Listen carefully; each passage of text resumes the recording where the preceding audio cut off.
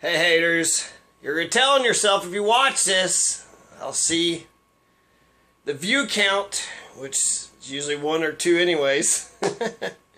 But due to popular demand, I figured out how to pronounce Dennis Flores' last name. Flores. Flores. Flores. Dennis Flores. I think it means flowers, but you're not supposed to change, you're not supposed to anglicize it on your own. Maybe if he wanted to be called Flowers, which I think Flores means flowers, right, in Spanish. But Dennis Flores is running for city council. Dennis Flores is running for city council. Don't forget that.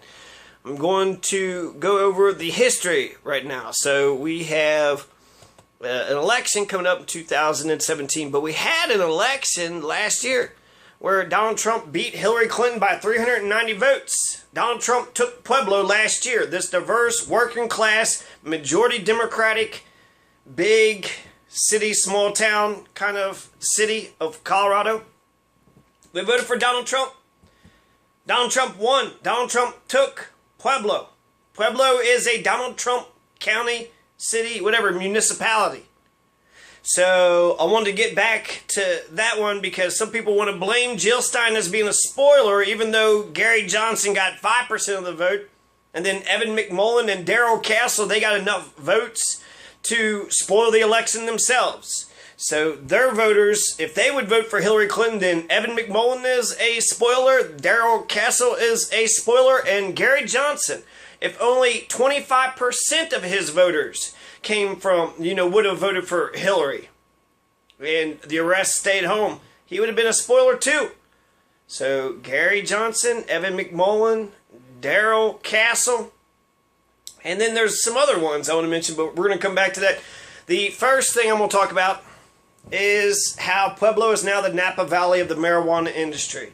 Marijuana is so free here, it's free as far as the eye can see. I think they start out with 8 business licenses and then they just got another 8, so there's 16 stores. There's actually so many stores, and this kind of sucks. I don't know if it's the fees or the taxes, but there's not many $100 ounces. In fact, you can get it cheaper than that, still in other ways, but that's the goal with all these retail shops, right? I mean, how you're oversaturating the, unless you want the whole, it's being oversaturated, the market is, but, stuff, man. We're the Napa Valley of the marijuana industry, and that's what's going to rise Pueblo up. It's what's going to put Pueblo on the map. It's the reason I moved to Pueblo, because it was, friendly to marijuana. They tried to shut it down last year. So this is important to understand because the reactionaries try to pass 3 ballot measures to make marijuana illegal. Every city and town and county was allowed to do that in the state of Colorado. And a lot of them, as soon as Colorado said it was illegal, a lot of these cities and towns shut it down.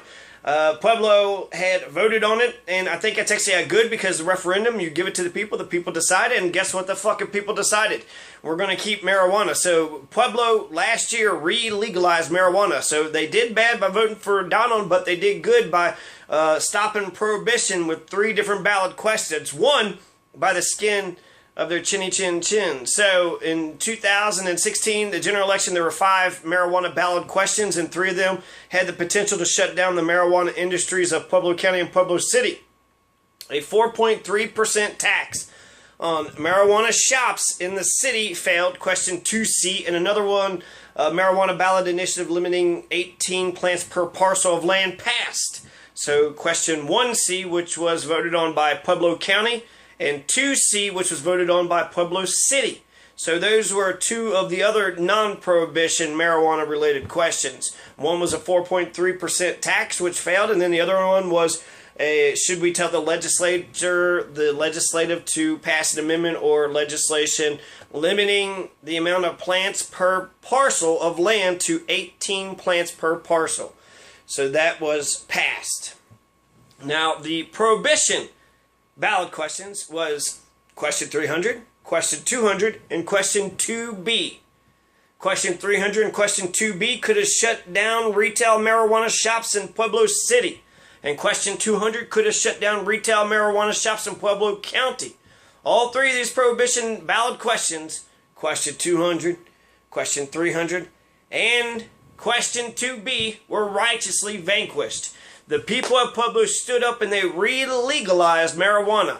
Yet once again, 5 years the state did it, Pueblo did it again in 2016.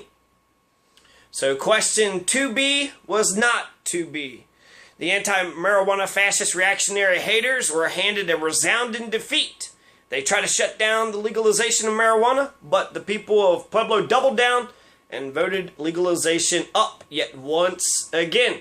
So that's a good victory, right? These assholes try to shut marijuana down, but instead, we redoubled our commitment to marijuana. We will stick by it. Here in Pueblo, we stick by marijuana. We stick by the marijuana industries, by the job creators, the county, the city, the growers, the farmers, the retail markets. The Napa Valley for marijuana is in Pueblo, Colorado. The Napa Valley, right here. It's essentially located, and that's a good thing. There's 7 other fucking states that have legalized this. This is the industry that Colorado is going to be synonymous forever with, and now Pueblo City is going to be synonymous with marijuana till the end of time. Pueblo and marijuana are going to be happily married until the end of time. And so for 34 people to kill themselves last year, what the fuck is that about? All this marijuana? And then 8 kids killed themselves last year? All these suicides? All these suicides should not be happening when marijuana, the side effect is hungry, happy, sleepy. Hungry, happy, sleepy. So you're sad, here's some weed. Oh, now you're happy. Now you want to live. Good, okay? There's 2 options, right? People who kill themselves feel like that's the only power that they have. It's the only choice that they got. The only decision, the power that they have in their hands is their own life. Well, so somebody says, they want to kill themselves. Well, here's a fucking joint. Oh, now you have another option. You can kill yourself. Yeah, you got the power to do so. And, well, that's horrible. That's the only decision, the only power that you have. Or here's a fucking joint. Oh, now you got choices, right? And the more options that you have, the happier that you are. That is William Glasser 101. So America has been lying about marijuana for the last 46 years. It's probably the biggest issue. It's probably one of the, the independents and third-party discrimination against them, and then, against marijuana. It is not PCP, it's not ludes, it's not acid, it's not crack, it's not heroin. Marijuana isn't even alcohol. It's not even fucking alcohol, you hypocrites. Cigarettes are worse. Cigarettes, alcohol. So America, you've been lying about marijuana for 46 fucking years, since 1971, since Richard Nixon's 1971 war on drugs. These fucking baby boomers have been lying to the kids. The older generation, stop lying to the kids. Stop it. You guys are a bunch of racists, and you hated marijuana. You're fucking wrong on both issues. The reactionaries try to shut marijuana down, but the people of Pueblo declared marijuana legal here again, opens the door of change up for miles. Legalization advocates can breathe a sigh of relief. Marijuana's not going anywhere, at least not in Pueblo. Pueblo and marijuana will be happily married until the end of time. We should be proud that we're now the Napa Valley for the marijuana industry. And even though this is oversimplifying macroeconomics, this teacher, this professor at Xavier University said all of macroeconomics, it's real simple, it's funnily based on the notion that the more stuff that we produce, the standard of living goes up. If you just produce a shit ton of stuff, then somehow all the things in the economy, the mechanisms and the gears and the wheels, and then poof, everybody's fucking rich. So in terms of producing more stuff, producing marijuana, producing our own product and our own services, I'd like to actually see, let's put that a ballot question. Do we want smoke shops? Can we have bars? That would be nice. That we could socialize out in public with other potheads, with other people who partake in the, smoking of the cannabis. So, what are we doing now? We are going to have the greatest economy ever in the entire world of economies. We're going to be filthy rich in no fucking time, Pueblo. So get excited. Get excited about that. Last thing I want to mention is all the independents. Here's a list of all the independents. So you Democrats want to blame Jill Stein?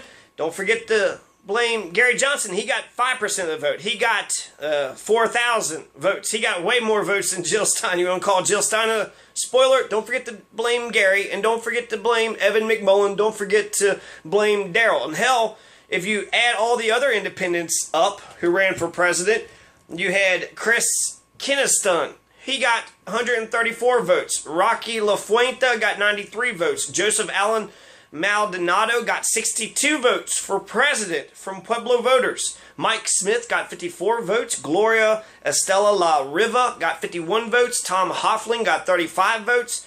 Rain Allen Scott got 32 votes. Rod Silva got 30 votes. Allison Kennedy got 28 votes from Pueblo's voters. Michael A. Mattering got 25 votes. Kyle Kinley Kopitke got 24 votes. Bradford Little got 11 votes. James Hedges got 10 votes. Medio Soltisic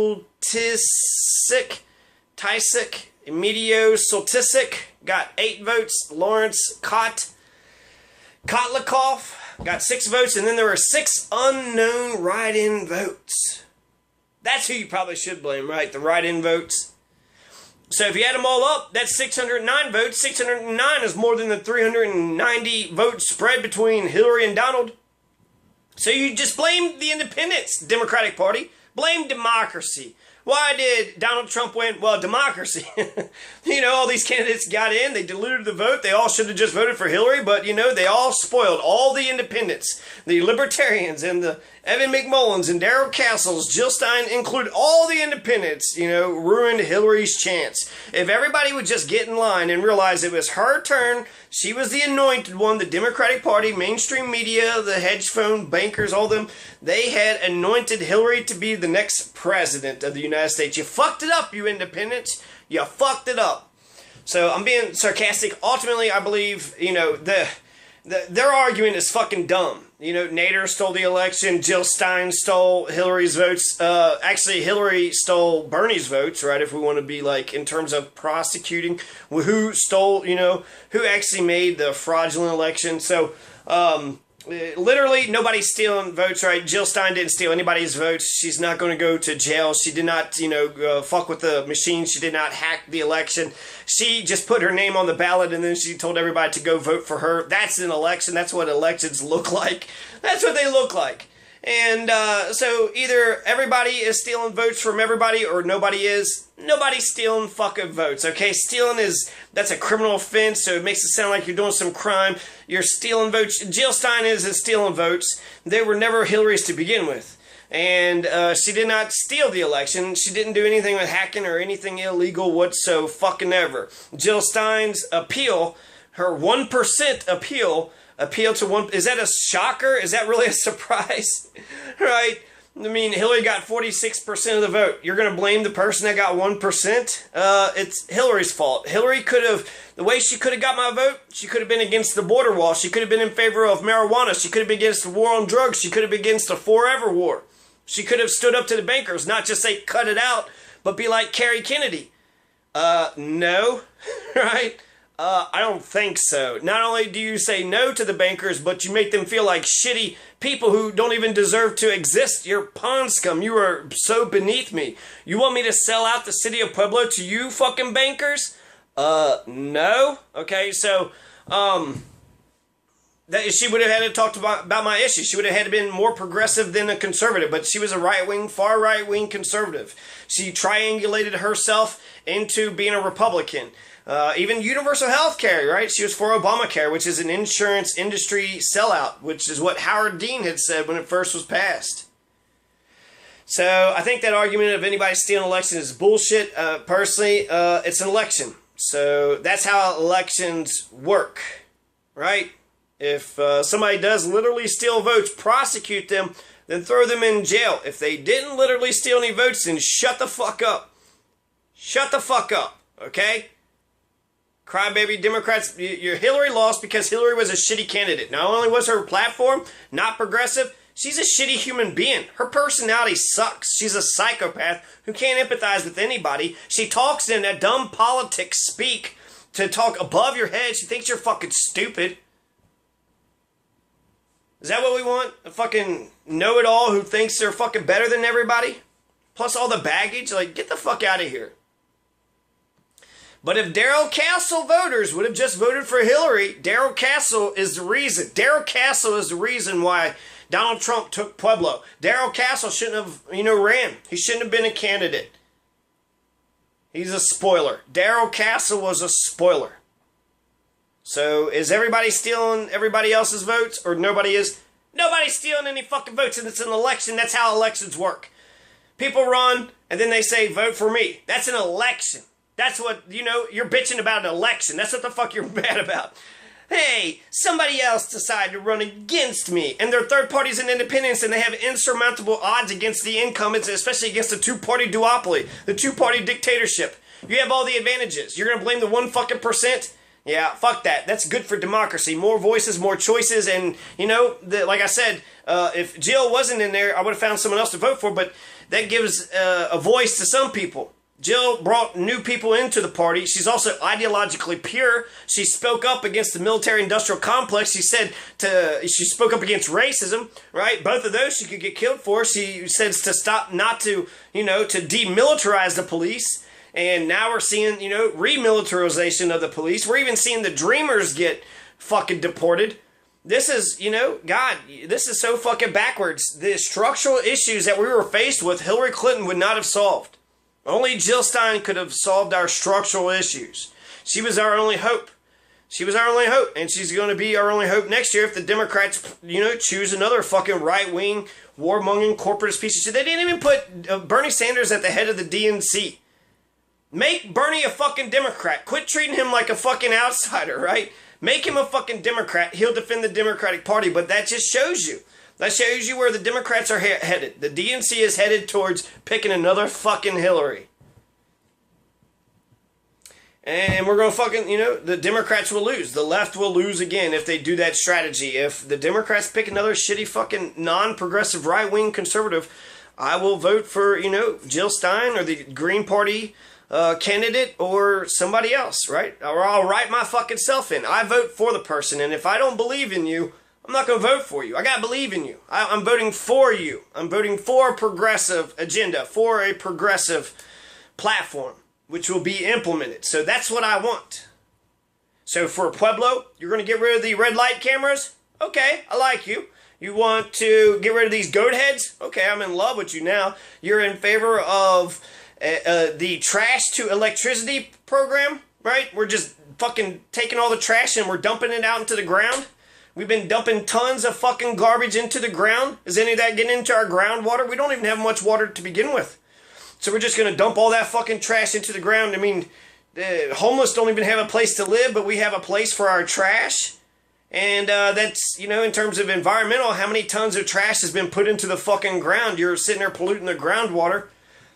Let's take that trash and turn it into electricity. You could still, there still may be some byproducts, but we could contain those and we would be making electricity out of the trash, right? Some Back to the Future shit. So those are three. The Police Oversight Board. I want a Police Citizens Oversight Board. And I want a...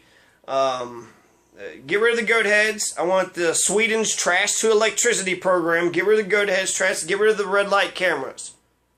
Those are 4 good issues that I believe in.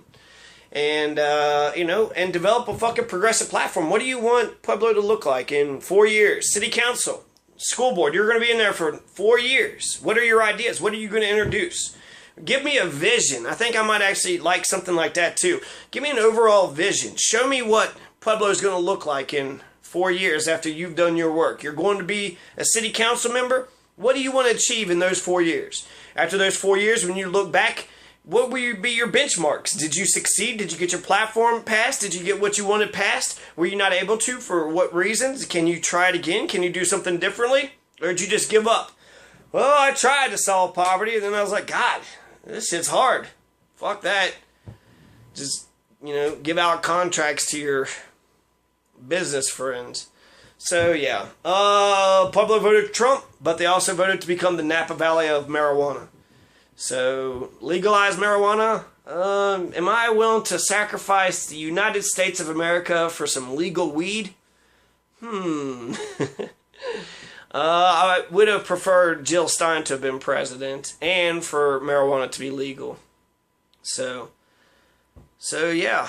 Jill Stein didn't say the research was out. She said marijuana is a wimp of a substance. And, the issues she was talking about, she could have got shot and killed for it. But she believed strongly into it. She said she used to be a doctor, but the biggest sickness that we have is a societal sickness, and being a political doctor is what she said now. She's a political doctor now. So, we got all these issues and these major, poverty. Neither Hillary nor Donald would have solved poverty. War on drugs, criminal justice reform. These are major issues. These are major structural issues that neither of the two parties could have fixed. And her policies would have been good, and, where there's a will, there's a way. So Jill Stein would have provided the political will for us to completely transform our entire country. Jill Stein is a great candidate to support, to get behind, to vote for. And that's what I did. I voted for Jill Stein. And that's the way we should do with all of our elections. We should vote for the school board member. We should vote for the city council member. We should vote for these ballot initiatives because we believe in the question. And don't just look at the question, kind of look at the politics behind it, because sometimes that's important too. So, Napa Valley, you fucking pot motherfucker. Pueblo, you marijuana motherfuckers. You Donald Trump loving marijuana motherfuckers, you sons of bitches. Yeah, so I enjoyed Pueblo. Here's a list of good things that I like, Pueblo. What's going well for Pueblo can go. I like how the city council meetings are videotaped. I like how there's the public forum, the formality of 5 minutes. Any person of the public can go to a school board or a city council meeting and talk to the school board or the city council, and it's televised and we all get to see it, and you get to have a piece of evidence for yourself at home. So I like those things. I like the formality, at least. I wish it was more of a discussion, but baby steps. And my water seems to be pretty clean here. I have electricity. My internet is working. The roads are, they're drivable. So there's a lot of good things that Pueblo is doing. I like that the city council is transparent with the videotape, with the minutes and the agenda. They put it all out there for the public to read. They have it on public access cable, which I don't have. Public access, I can only, access it online. And it's also been pretty peaceful and quiet. So there's dogs that bark and random gunshots and random fireworks that, are bursting in air. But that's patriotism, right? Isn't that just patriotism? So it's been peaceful. So it's been safe and secure. Maybe there was gang violence before, but the cops, they did their totalitarian fascist jobs, and now there's, it doesn't seem as much of a threat as it used to be. So good, I guess. I like peaceful, secure, right? That's what Obama told Trump, we need to increase our prosperity and our security. So let's all of us succeed, and let's all of us be safe. Anything else? Pueblo voted Trump.